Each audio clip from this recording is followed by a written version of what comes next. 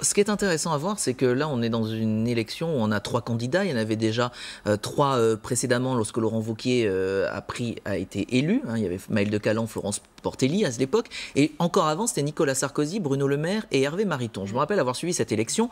Et là, on avait à ce moment-là, lors du dépôt des candidatures, tous les médias étaient là, c'était en boucle. On regardait les cartons, qui avait déposé, le nombre de parrainages, le nombre de parlementaires. Il fallait comptabiliser qui, quoi. Aujourd'hui, c'est limite, on a personne, ça ne préoccupe personne. C'est une élection qui est quasiment passée sous silence. Alors certains diront oui, c'est au cœur de l'été.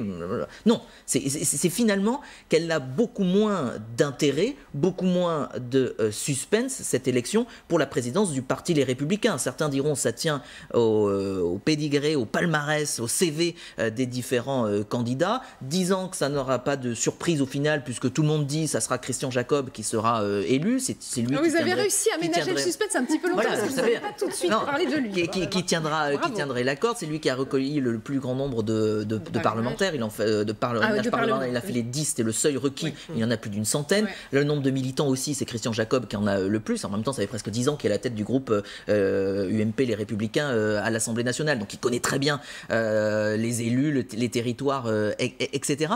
Donc finalement, on se dit, bon, il n'y a pas beaucoup de suspense, pourquoi? Et puis, est-ce qu'encore les Républicains intéressent? C'est ça aussi derrière la question de l'élection du président du parti.